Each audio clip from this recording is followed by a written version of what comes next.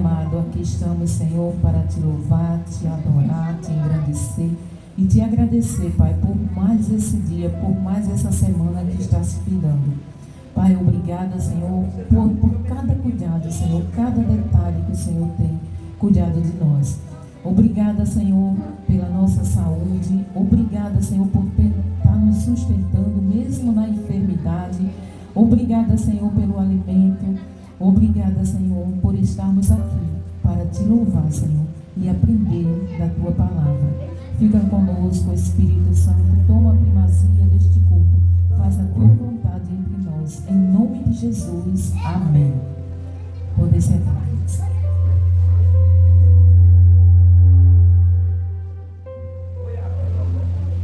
Vamos louvar o Senhor, né? Com o pastor Júnior e toda a igreja.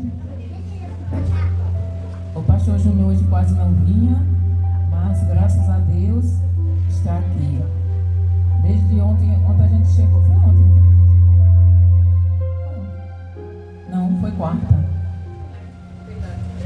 Quarta a gente chegou e já estava começando. Aí ontem a enxaqueca pegou ele de jeito. Mas graças a Deus está melhor.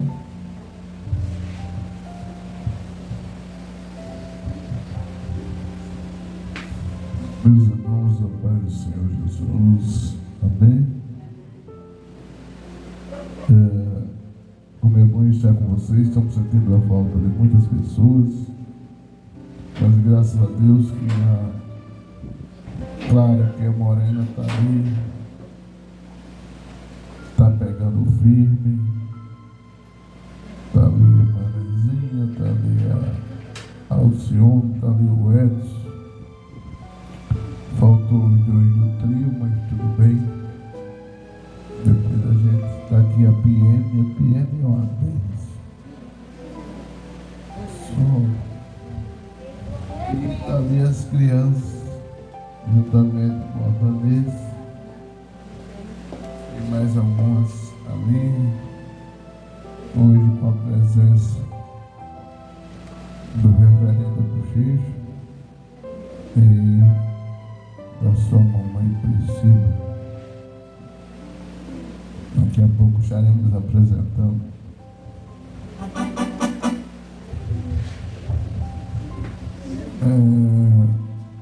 Um hino que vocês gostem, um hino que vocês sabem, um hino que vocês cantem. Vamos cantar para enaltecer o nome do Senhor Jesus.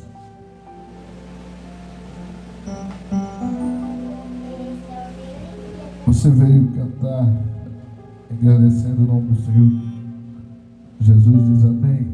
Amém.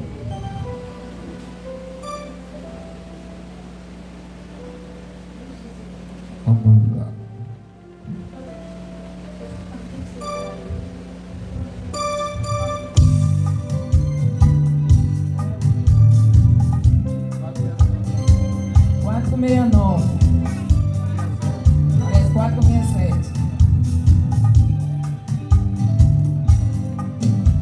Porque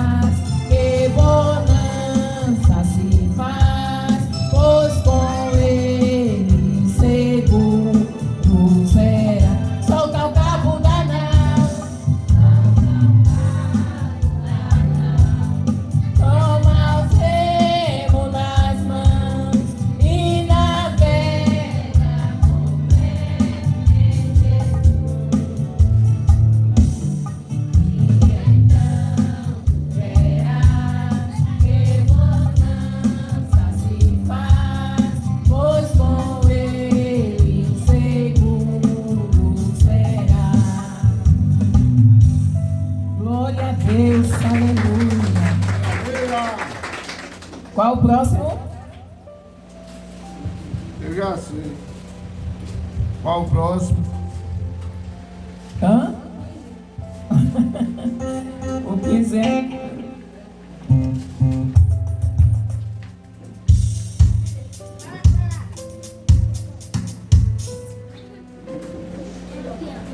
Vamos no ritmo diferente.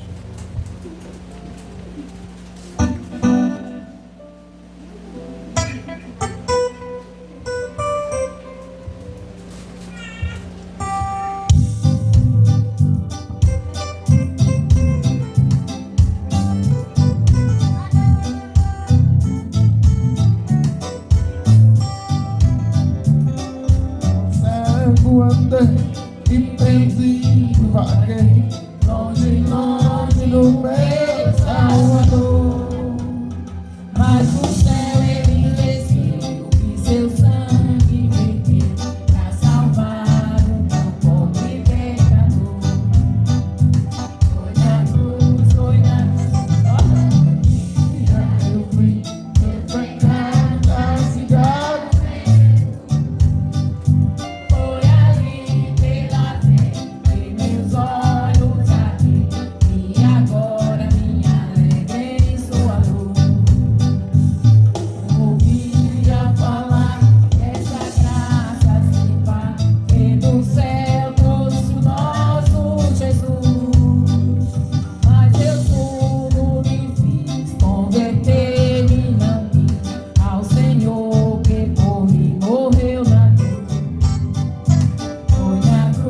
Foi na cruz, onde um dia eu vi meu pecado castigado em Jesus. Foi ali pela fé, meus olhos abri, e agora minha alegria em sua luz.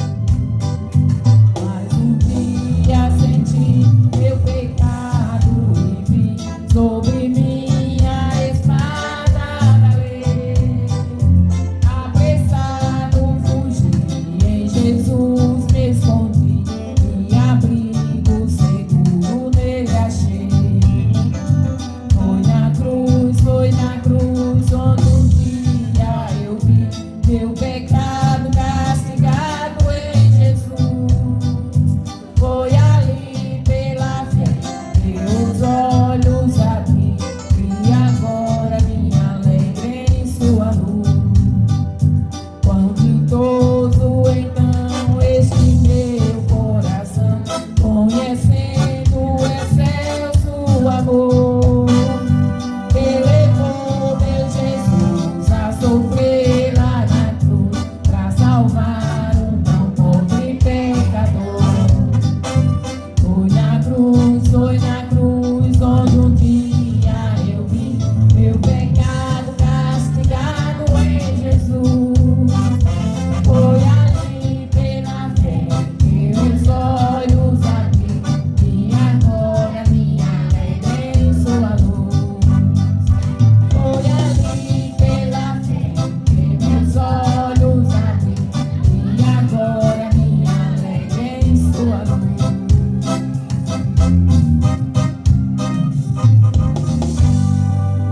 Glória a Deus, aleluia. Vamos outro, pastor Júnior. Diga aí outro.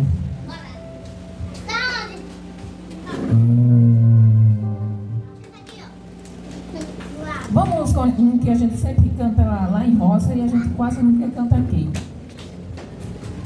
301.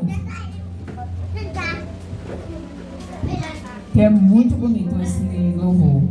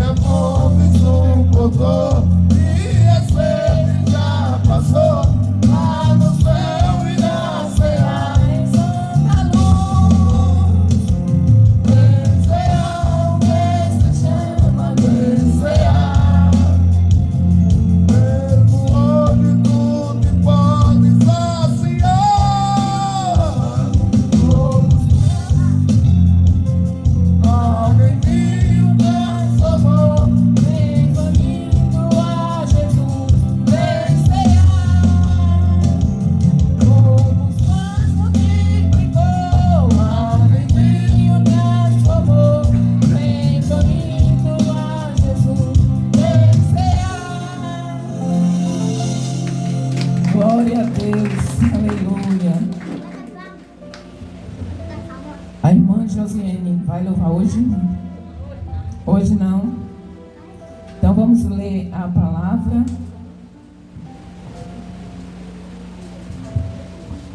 Em seguida, nós vamos louvar mais um hino com o pastor Júnior. Vamos ler hoje em Lucas.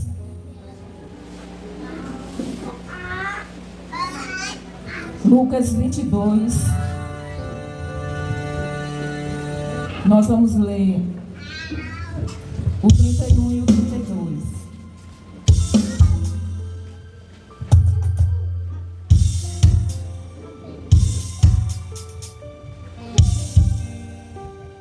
Lucas 22, 31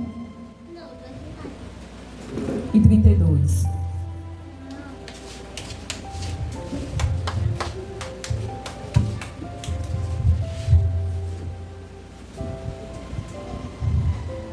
Que diz assim: disse também o Senhor: Simão, Simão, eis que Satanás vos pediu para vos cirandar como trigo, mas eu roguei por ti para que a tua fé não desfaleça, e tu, quando te converteres, confirma teus irmãos.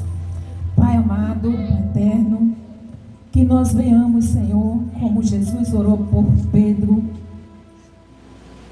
que venha acontecer na nossa vida, no nosso dia a dia, o mesmo que aconteceu com ele, Pai. Que nós venhamos nos convertermos diariamente.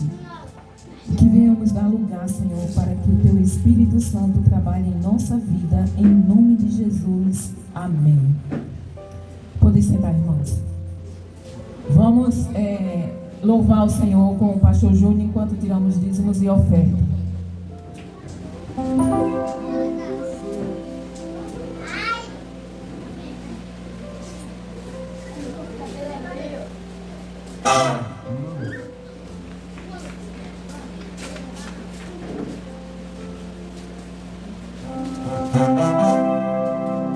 Meus irmãos,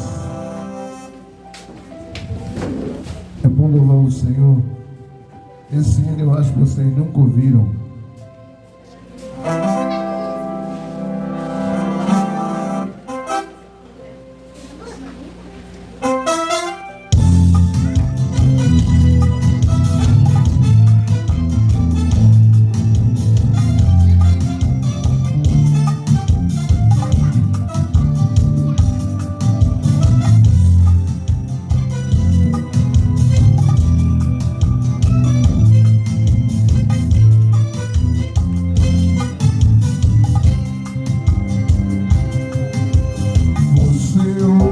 Sempre o seu nome. Sua história alguém já lhe falou. Você viu um filme e até chorou, mas depois você não se importou. Você já ouviu falar de Cristo, mas não viu ainda sua luz. Sabe o que ele fez por te amar? Não precisa ter um encontro com Jesus, mas ele é tão bom que ainda espera por você. Não para um pouco pra pensar. Só ele tem o amor e a paz que você quer. Abre o coração e deixa ele entrar. Sei que você tem muitos problemas e só ele pode te ajudar. Você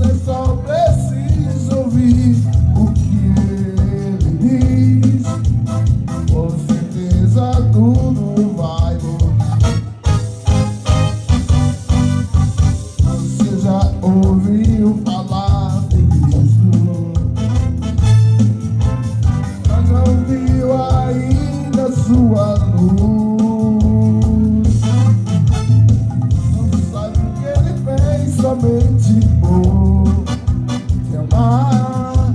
Precisa ser o encontro com Jesus. Ele é tão bom que ainda espera por você. Porque não para um pouco pra pensar. Só Ele tem o amor e a paz que você quer.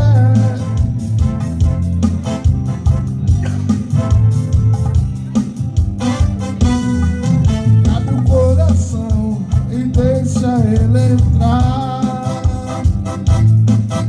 Abre o coração e deixa Ele entrar. Abre o coração e deixa Ele entrar.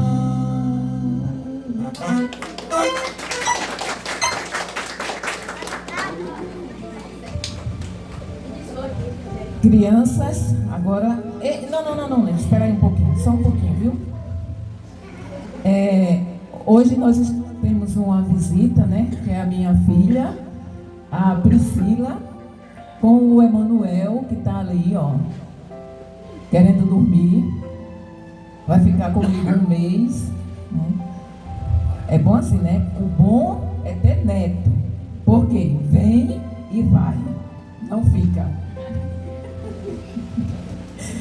Criança só é boa dos outros, pra gente cuidar não. Né, Josiane? Tu é que gosta, né, Josiane, de cuidar de criança? Eu não gosto não, criança.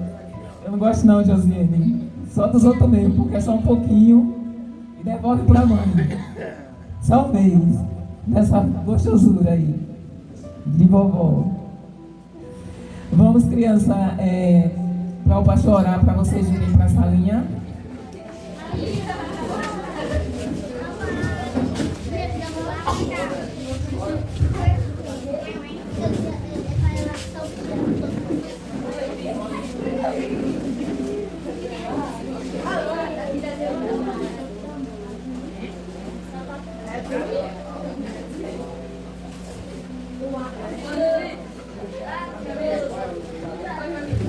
Crianças, vamos orar. Senhor Deus, muito obrigado, Senhor, por este momento que estamos na tua casa, na tua igreja. Pai, muito obrigado por tudo que o Senhor já fez, vai fazer, está fazendo, e cremos e pedimos para o Senhor continuar fazendo isto. Pai, em nome de Jesus, crendo na vitória da tua igreja, das tuas crianças que vão aprender a tua palavra, que elas possam guardar no coração, na mente, praticar e nunca esquecer, em nome de Jesus. Amém. Devagar e comportem-se, viu? Que hoje a tia vai ficar aqui.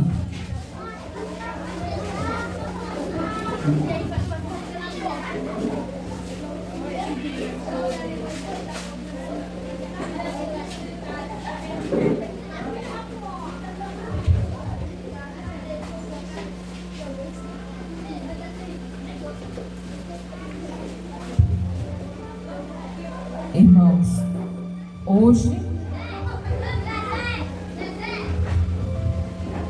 crianças, olha o barulho. Fecha aí a porta, por favor.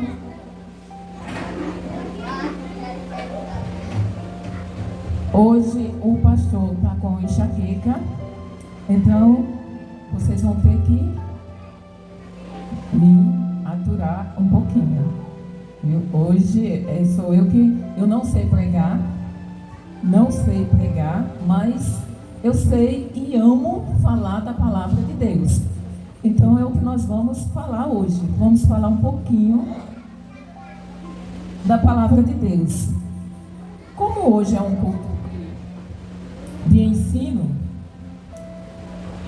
nós vamos aprender um pouquinho o que é um convertido. E eu vou falar baseado no texto que eu li. Lucas, capítulo 22, o versículo 31 e 32. Eu vou repetir novamente, que diz assim: disse também o Senhor: Simão, Simão, eis que Satanás vos pediu para vos cirandar como trigo, mas eu roguei por ti, para que a tua fé não desfaleça. E tu, quando te converteres, confirma teus irmãos. Nesse texto nós ouvimos aqui, né? Eu li e vocês ouviram, que Pedro não era convertido, né? Porque Jesus disse o quê? Quando tu se converteres. Então, se Jesus disse quando tu se converteres, é porque ele ainda não era convertido. O que é um convertido? Segundo o dicionário, né, o dicionário Aurélio e outros tanto, convertido é mudar, transformar, substituir. Segundo o dicionário bíblico, o termo conversão significa mudança de vida operada por Deus. É o mesmo significado, né? Mudar, transformar, só que por Deus. Essa mudança tem dois aspectos. O primeiro, relacionado com o pecado, chama-se arrependimento, e o segundo, relacionado com a fé. Ou seja, para que eu seja convertido, eu tenho que primeiro me arrepender. Depois que eu me arrependo, eu aceito Jesus como meu Senhor. A gente muitas vezes, aliás, eu mesmo, quando eu comecei a minha caminhada na igreja, eu sempre ouvi assim, os pastores pregando e as pessoas, e elas diziam: você tem que aceitar Jesus como Salvador. Tá certo. Mas antes dele ser o meu Salvador, eu tenho que aceitar ele também como Senhor. Por quê? Porque para que eu continue no caminho da salvação, ele tem que ser o Senhor absoluto da minha vida. E esse Senhor, ele deixou um código para que nós vivêssemos por ele, que é a Bíblia Sagrada. O Brasil, ele é regido por uma Constituição que na íntegra ninguém cumpre. Mas tem lá as leis, todas as leis pela qual os cidadãos brasileiros e aqueles que não são brasileiros, mas que vivem nesse país, é obrigado cumprir cada uma daquelas leis. Tem lá as obrigações, os deveres e os direitos dos cidadãos brasileiros, Como qualquer outro país também tem a sua Constituição. E não é diferente com o céu.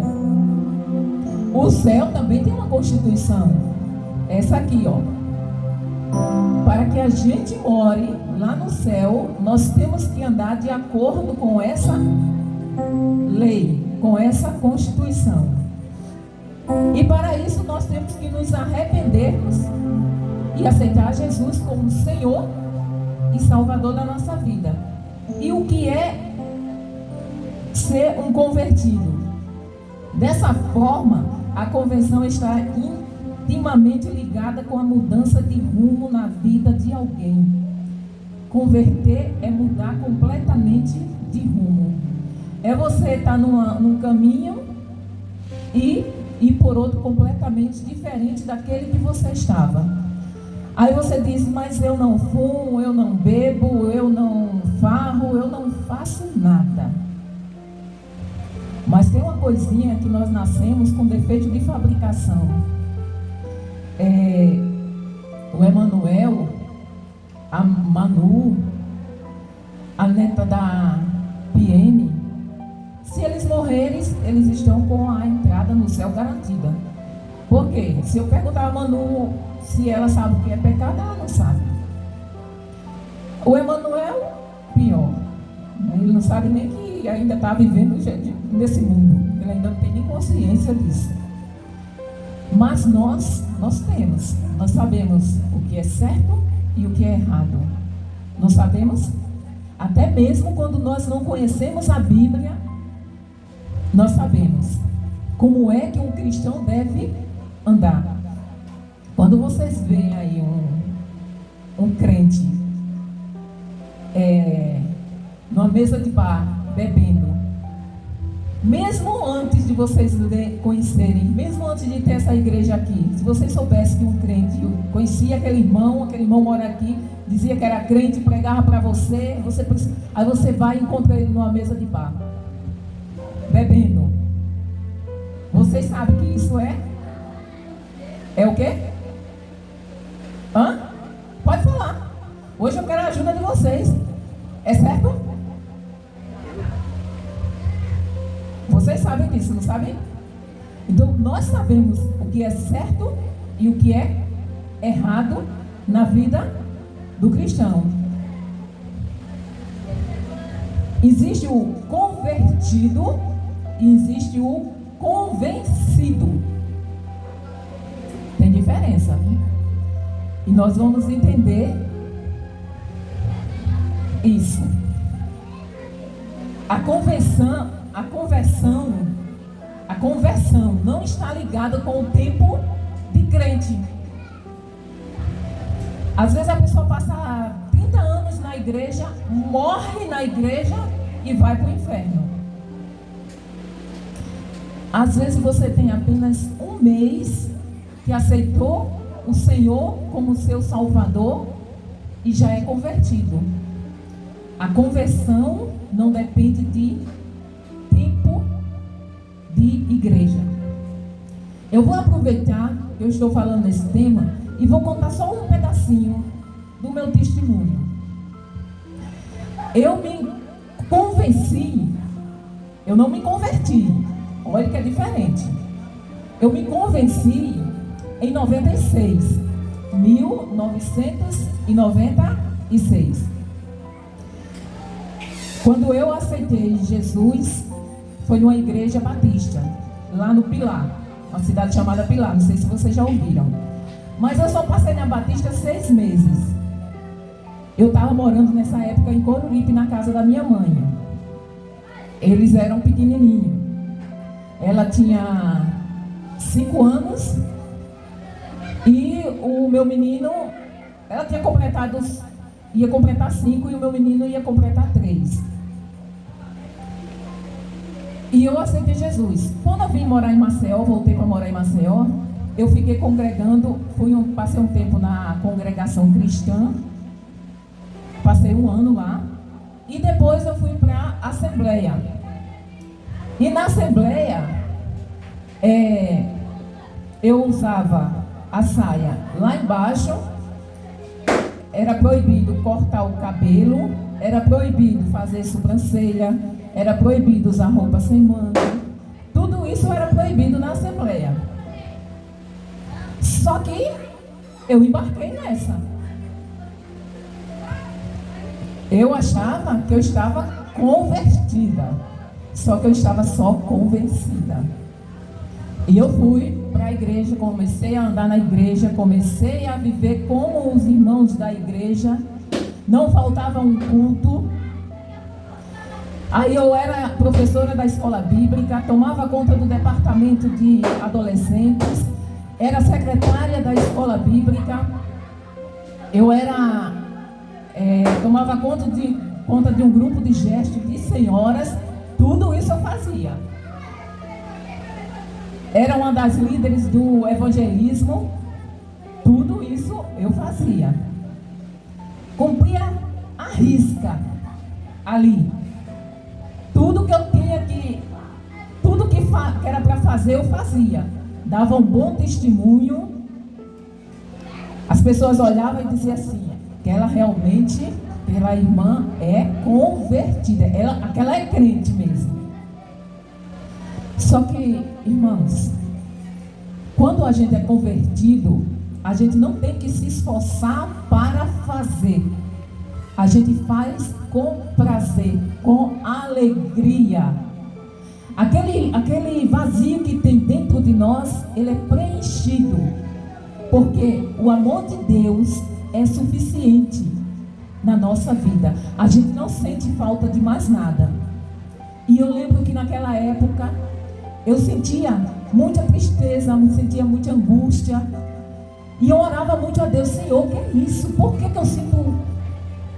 eu não me sinto completa? Parece que falta alguma coisa.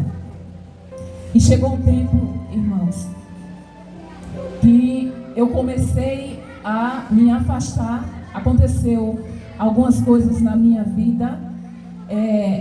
Eu e o pai deles, nós nos separamos. E comecei a esfriar.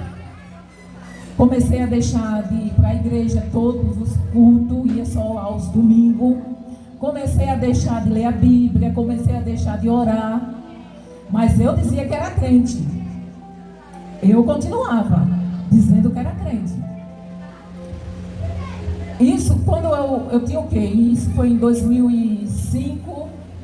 2005, hoje eu tenho 51 anos. Parece que é 20, né? Mas tenho 51, já perto dos 52, tá? Eu tinha o quê? Tinha 30 anos. Eu com 30 anos, eu tinha um corpão. Eu gostava nessa época de praia. Ia pra praia só me bronzear, pegar aquele bronze. Ficava toda douradinha. As pernas torneadas. Hoje não, né? Mas aí o que era que eu fazia? E eu crente, viu, irmãos? Eu colocava uma mini saia, colocava um shortinho e fazia questão de passar pelos lugares para as pessoas, daqueles homens, né, daqueles assovios, e dizendo que era crente. Só que chegou um dia em que as coisas foi apertando. Foi apertando. Foi apertando. Foi apertando. Quando eu cheguei no fundo do poço, isso eu estou só resumindo. Quando eu cheguei no fundo do poço espiritual, no fundo do poço emocional e no fundo do poço financeiro. Quando você está no fundo do poço, você não tem mais para onde descer. A sua opção é: ou você morre no fundo do poço, ou você sobe. E como era que eu ia subir se eu não tinha forças? Só que eu lembro como hoje. Em um dia, eu passei a noite toda chorando, clamando, orando nos pés de Jesus. E Ele, pela sua grande e infinita misericórdia, me tirou daquele poço. E foi a partir desse dia, agosto de 2009, que verdadeiramente eu comecei, olha que eu não me converti, eu comecei a me converter. Foi no dia em que o Senhor falou comigo cara a cara. Aí você diz: mas Jesus fala. Eu ouvi a voz dele como vocês estão ouvindo a minha voz. Leia, ele disse bem assim: leia o Salmo 34. Quando eu acabei de ler, ele disse: agora levante, isso era 5 horas da manhã. Agora levante, lave o seu rosto, vista a sua melhor roupa, erga a cabeça, que a partir de hoje sou eu quem governo a sua vida. Você aceita essa aliança? Fechado. Aceitei. E a partir daquele momento, quem dita o que eu devo fazer, o que eu devo vestir, o que eu devo ser, é só Jesus. Eu não visto o que eu quero. Hoje, eu visto o que eu quero com prazer. Mas antes, se eu tiver uma bermuda e o Espírito Santo disser não, eu deixo de vestir a bermuda. Se eu tiver que colocar um vestido, me olhar no espelho, e o Espírito Santo disser não, só que isso, irmãos, não aconteceu de imediato. Se vocês terem uma ideia, mesmo depois dessa experiência, se vocês me encontrassem em alguns momentos, vocês não diziam que eu era crente, pelas vestes que eu vestia. Eu ainda achava que não tinha nada demais. Mas eu estava num processo. Eu vestia vestido com decote bem aqui, ó, e ia para a igreja. Ela está fazendo uma cara ali que não lembra, mas eu lembro muito bem. Era. Então, assim, ser convertido é uma coisa, ser convencido é outra. Foi a partir desse momento que eu vim ver que eu estava, naquela época, de 96 a 2009, eu não era convertida, eu era convencida. Eu fui convencida pelo Evangelho a abraçar uma religião. Eu era religiosa. Ser convertido é deixar que Deus trabalhe na sua vida como Ele quer. Ser convertido é quando você coloca tudo nas mãos do Senhor e vai viver de acordo com a vontade dEle. E isso acontece de imediato. Com algumas pessoas acontece, mas não é com todo mundo. A maioria das pessoas, a conversão vai acontecendo aos poucos. Eu vou me sentindo mal em estar no meio de certas pessoas. Depois eu me sinto mal com aquilo que eu visto. As pessoas vão se afastando de mim naturalmente. Por quê? Porque eu já não ando, já não falo mais a mesma língua, já não ando para onde elas andam. Então eu fico chata, porque eu só quero falar de Jesus, eu só quero falar da palavra de Deus. Se a pessoa está errada, eu vou lá e digo: você está errada, você está no pecado, você tem que aceitar Jesus. Aí, para quem não é crente, isso é uma chatice. E quem não é crente não quer andar com quem é crente. Por quê? Porque o crente vai querer estar sempre na igreja, vai querer sempre estar envolvido com as coisas de Deus. E quem não é, ele vai sempre lhe puxar para o caminho contrário.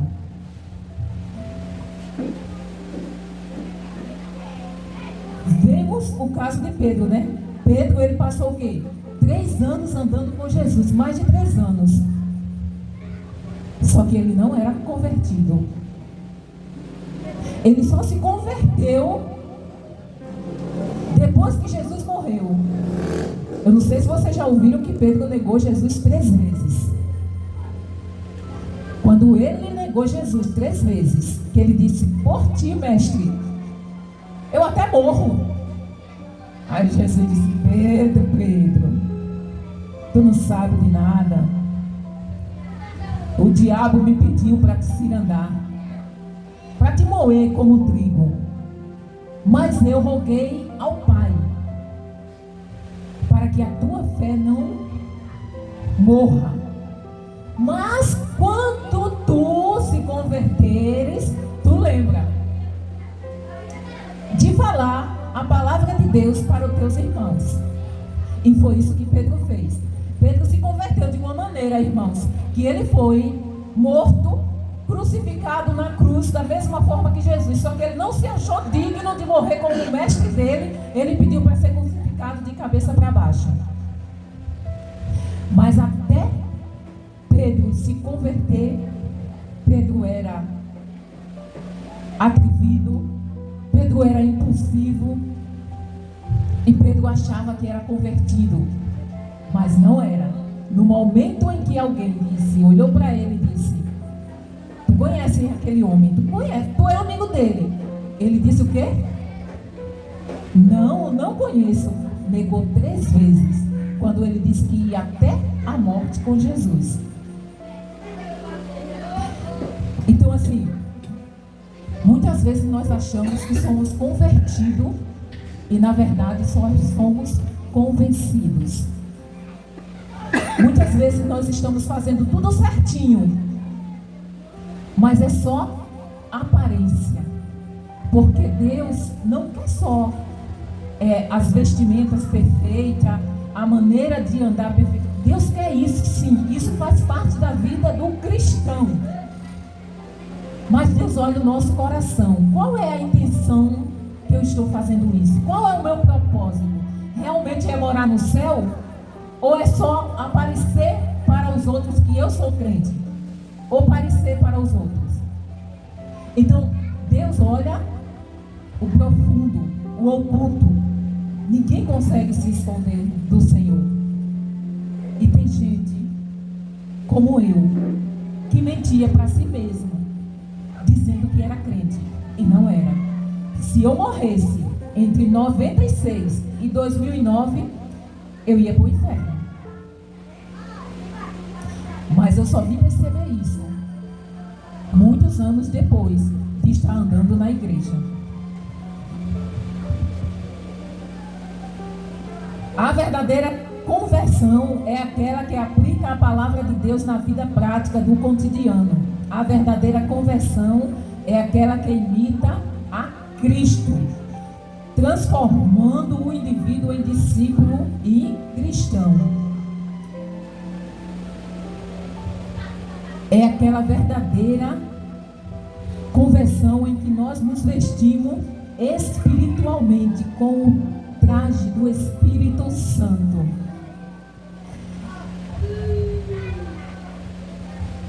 Convertido ou convencido? Olha só o que é que diz esse versículo. Revesti-me, restituí-me a alegria da tua salvação e sustenta-me com o espírito voluntário. Então ensinarei aos transgressores os teus caminhos e os pecadores se converterão a ti. Isso é no Salmo 51. Quando nós somos verdadeiramente convertidos, nós queremos que as pessoas aceitem esse Senhor e Salvador para ir morar no céu, porque nós passamos a viver em comunhão com Jesus de uma tal forma que nós nos entristecemos quando sabemos que se aquela pessoa que ainda não aceitou Cristo, se ela morrer, a gente não vai encontrar ela no céu. Nós, quando temos o Espírito Santo de Deus, nós ficamos tristes quando vemos alguém no pecado. Mas nós ficamos tristes e vamos orar, vamos fazer algo para que ele abra os olhos ou que ela abra os olhos e veja o caminho errado em que se encontra e passe a andar no caminho correto. Qual é o caminho correto? É essa a igreja? Não, é todo aquele que anda na palavra de Deus.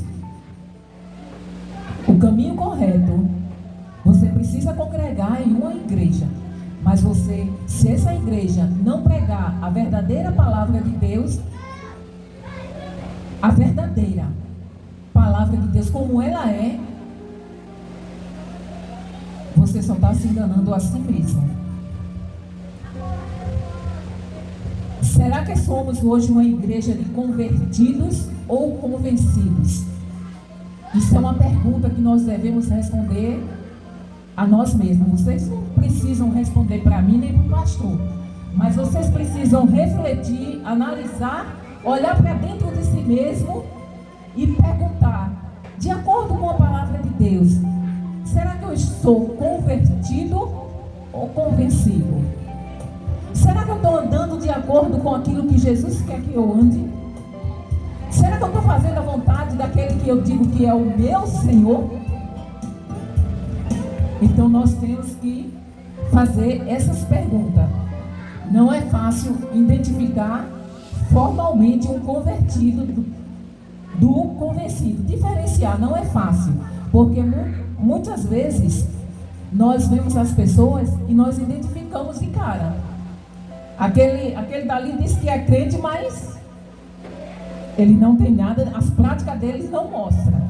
Mas já tem outras pessoas, como eu, que as pessoas olhavam e jamais ia dizer que não era. Por quê? Porque eu fazia questão, era como Paulo.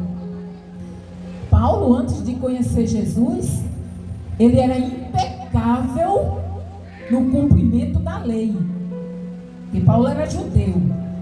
E ele perseguia o povo de Deus porque ele julgava que estava ajudando a Deus, estava fazendo um trabalho para Deus. Então, ele era tão certinho, de acordo com a lei, que ele perseguia aqueles que seguiam a Jesus Cristo, achando que estava fazendo o bem para o Deus Todo-Poderoso. Até o dia em que ele se converteu. E quando foi que Paulo se converteu? Quando ele encontrou-se com Jesus no caminho indo para Damasco. Que ele caiu no chão e ficou cego como um clarão. Quando Jesus disse: Paulo, Paulo, por que tu me persegues? Paulo disse: Poxa, quem és tu, Senhor? Eu sou Jesus, aquele que tu me persegues. A partir desse dia, Paulo se converteu. Se converteu de tal forma que eu acho que na Bíblia não tem alguém que sofreu mais que Paulo pela causa do Evangelho.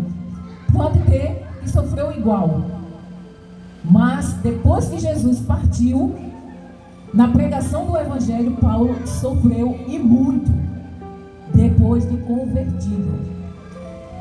Então, ser convertido, irmãos, vai nos trazer alguns problemas, que muitos não querem esses problemas na sua vida.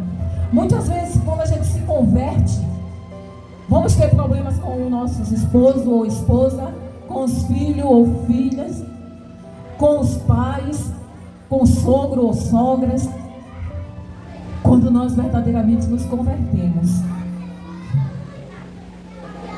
Por quê? Porque é um mundo completamente diferente.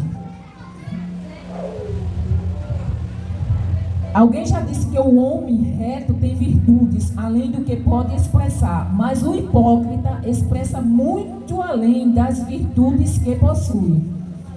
Ou seja, você conhece, eu já conheci pessoas que não eram cristãs, que não eram crentes, mas eram corretíssimas, só falavam a verdade, comprava, pagava, tinha palavra, se ela dissesse, ela fazia, se vestia decente, não andava em farra.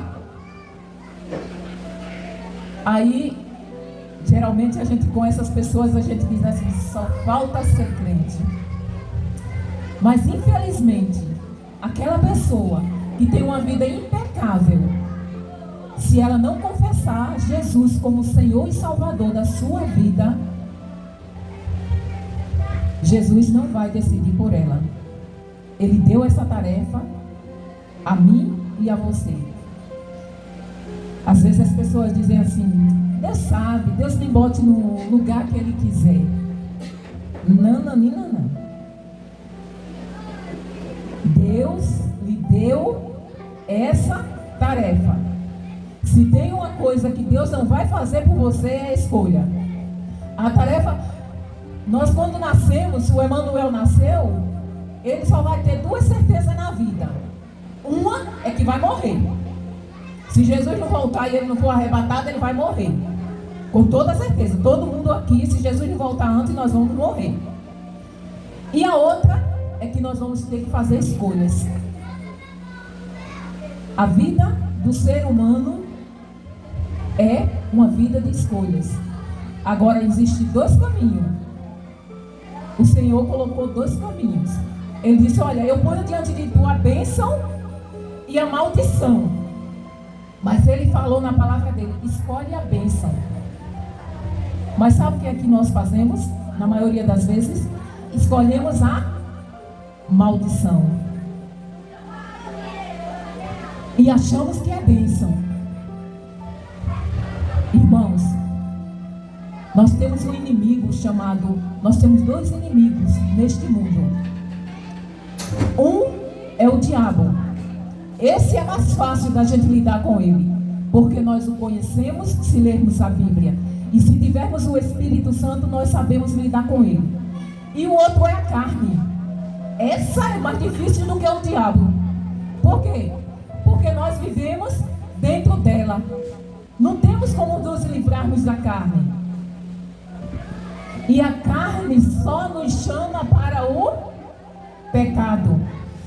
A nossa natureza, ela é inclinada para as coisas do mundo, mundana.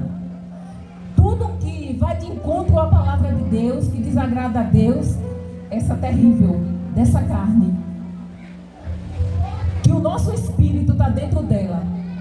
E que nós só vamos nos livrar dela quando morremos ou quando Jesus voltar. Até lá nós temos que conviver com ela. Esse é um dos... São dois. Esse eu ainda acho que é pior. Vencer a minha natureza é pior do que o diabo. Do que vencer o diabo. Porque o diabo Jesus já venceu lá na cruz. Ele já está derrotado. Mas eu tenho que conviver. O meu espírito tem que habitar neste corpo que tem uma natureza pecaminosa.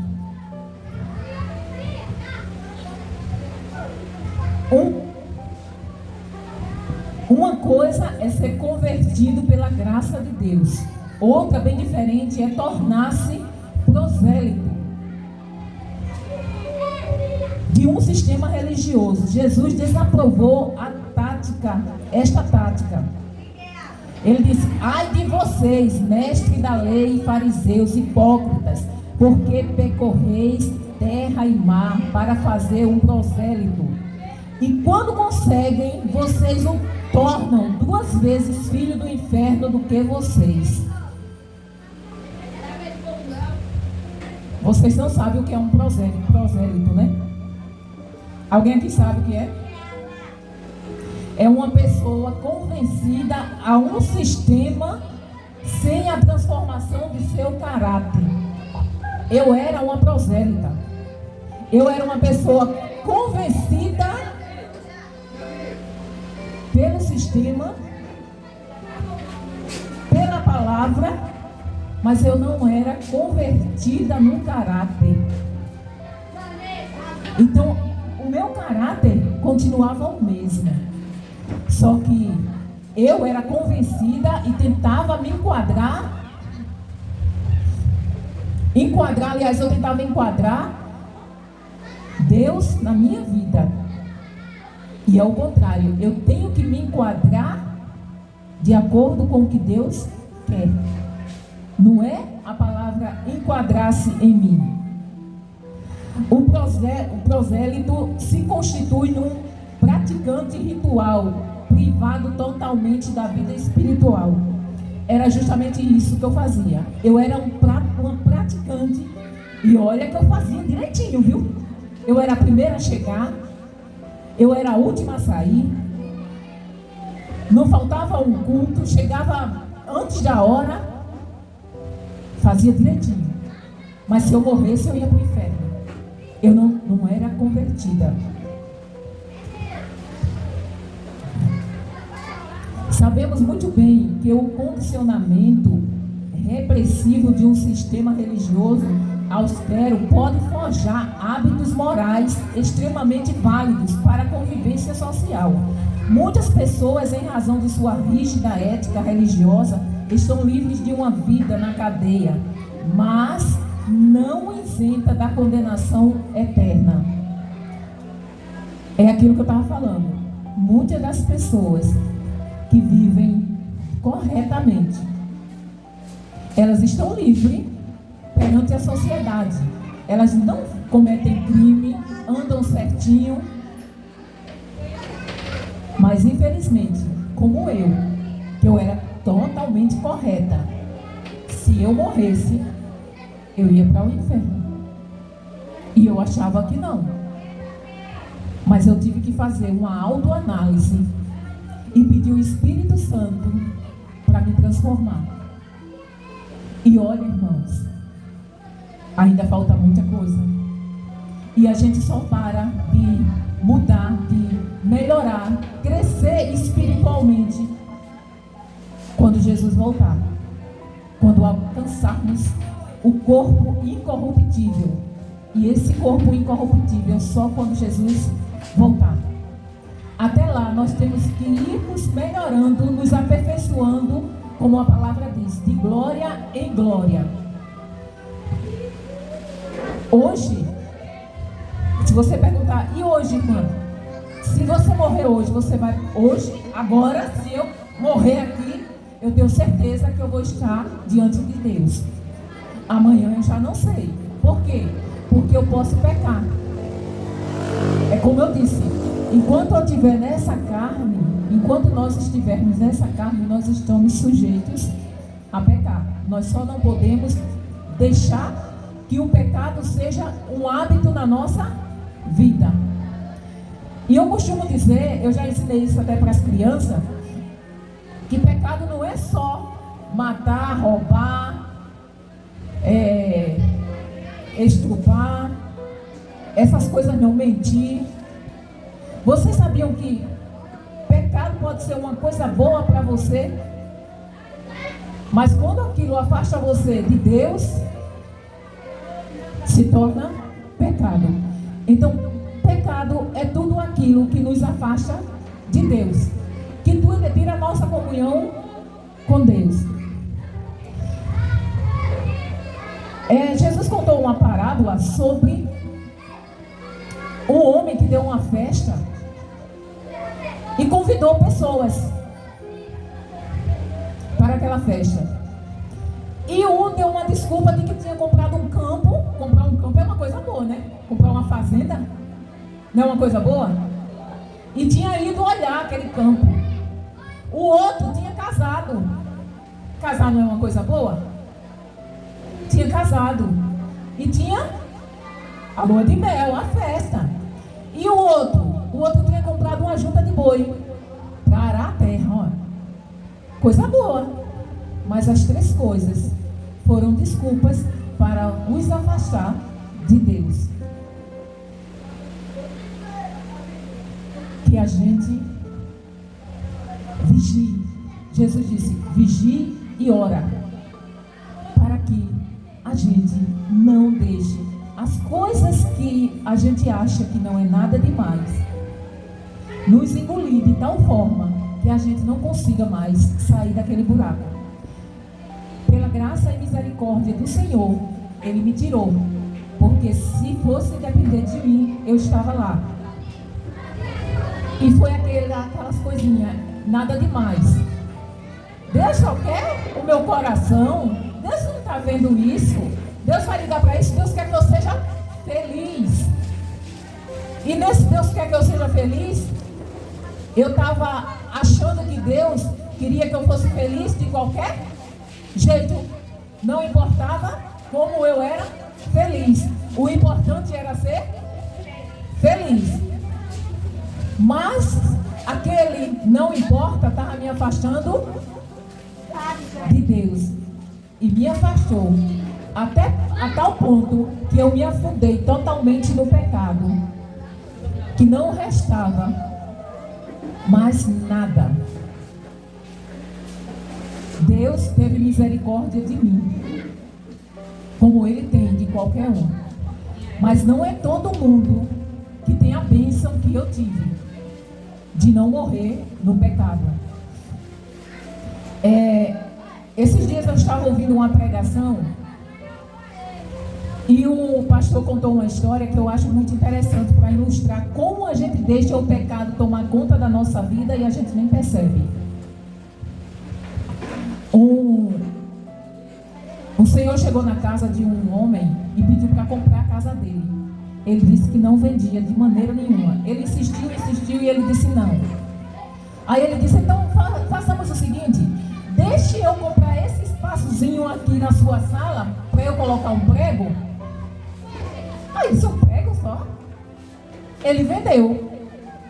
Aí ele foi lá e colocou o prego. Um pregozinho, né? Mal a gente vê um prego na parede. Aí passou-se 4 meses e o homem não apareceu. Daqui a pouco ele chega com um saco nas costas. Só que esse saco estava cheio de coisas podres, carniça. Ele chegou, entrou e pendurou o saco no prego. Aí o dono da casa disse, mas você não pode fazer isso? Ele disse, epa, posso sim. Eu comprei o prego e o prego é meu. E o dono da casa não podia fazer nada. Ele pendurou o saco cheio de carniça no prego dele. E ele não podia fazer nada. Apenas um prego. E o dono da casa acabou saindo da casa. Por quê? Você já imaginou você com um corpo morto dentro de casa, um animal morto dentro de casa? Você consegue passar dias e dias? O que isso significa? Que o diabo só quer uma brechazinha para entrar. Ele entrou e tomou toda a casa. Você nem percebeu, mas ele tomou todos os espaços da casa. E você não conseguia mais ficar dentro daquela casa.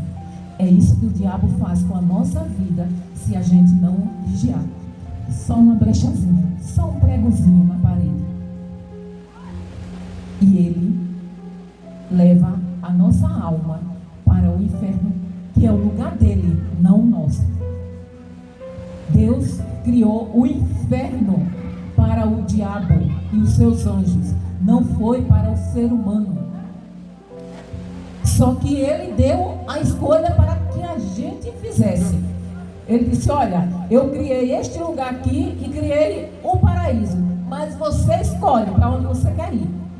Não é Deus, não coloque isso na conta de Deus, porque Deus não é responsável pela sua escolha.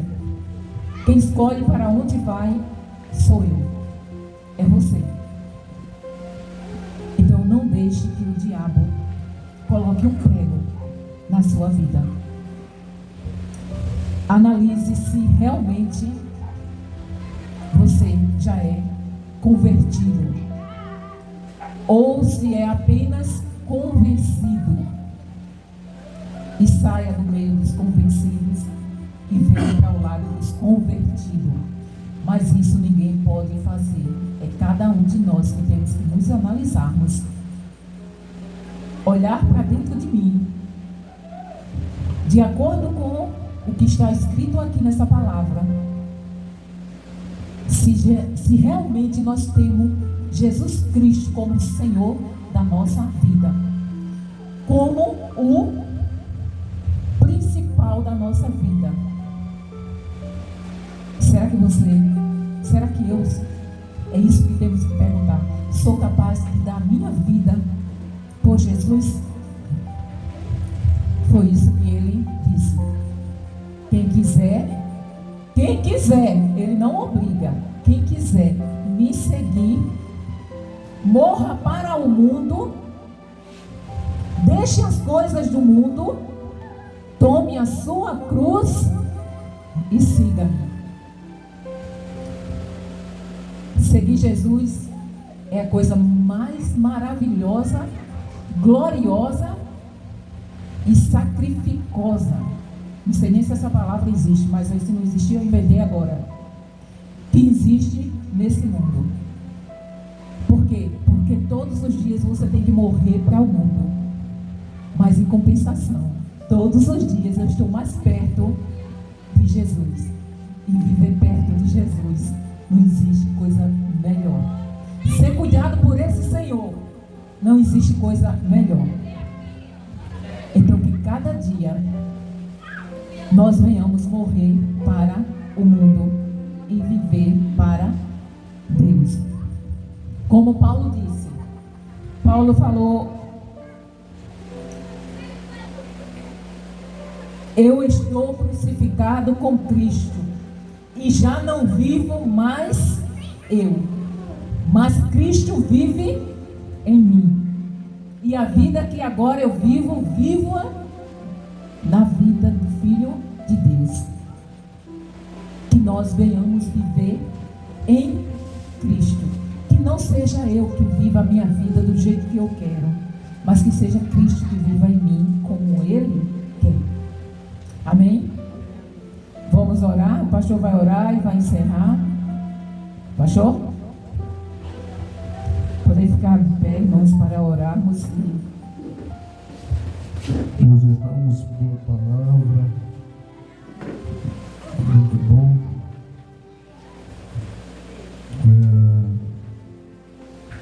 semana é possível. E quem sabe, domingo nós aguardamos você aqui. Amém? Acho que nem todo mundo ouviu. Domingo nós aguardamos você aqui. Amém? Parabéns. Essa da Piano chegou cedo. Piano, gostei do horário que você chegou. Os jovens, a Vanessa ali, todo mundo, o Coronel, o Edson. Vamos orar. Senhor, obrigado pelo que aprendemos, Senhor. Que possamos ser convertidos, ou seja, transformados, regenerados, modificados.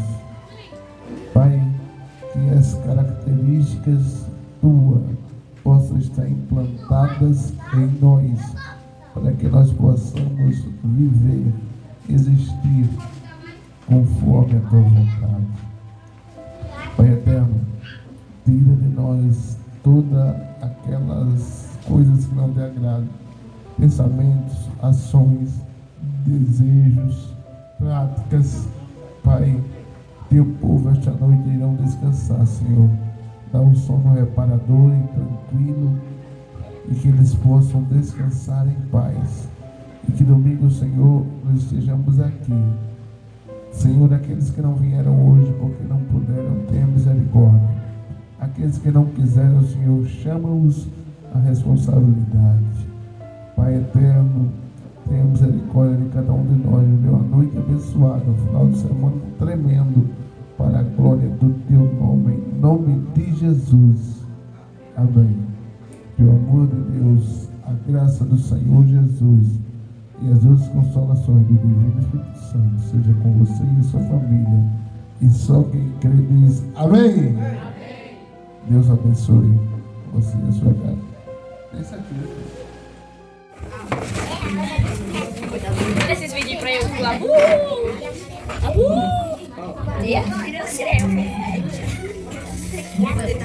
Boleh kau ke berapa dua gini saya sendiri. Valeu.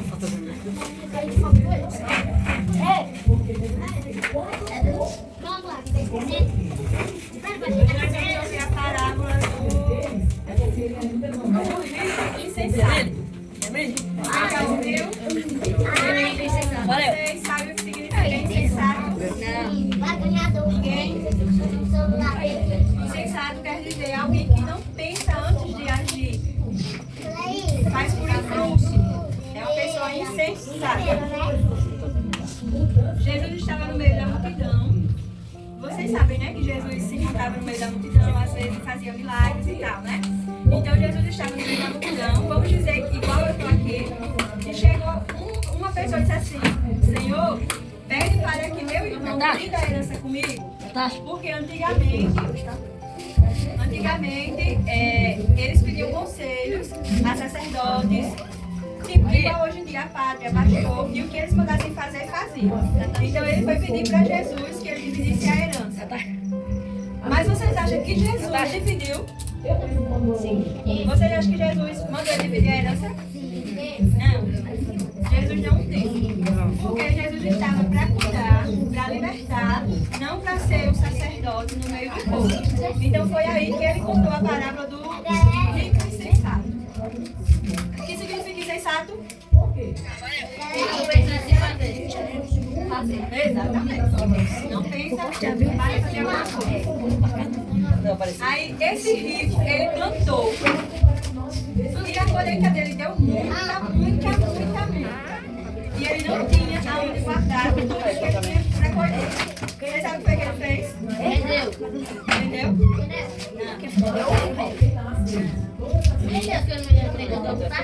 Ele pegou, derrubou. Vamos dizer que fosse salão. Hoje em dia a gente não guarda as coisas no salão. Pronto. Aí vamos dizer que fosse salão. Ele derrubou os salões que ele tinha, pequenos, e construiu maiores, para que pudesse caber tudo que ele tinha. Ele fez isso. E aí você acha que ele devia fazer o quê? Dividir com os pobres. Mas ele não fez. Ele fez isso. Ele pegou, derrubou os salões que ele tinha e construiu maiores. E sabe o que foi que ele fez mais ainda? ainda.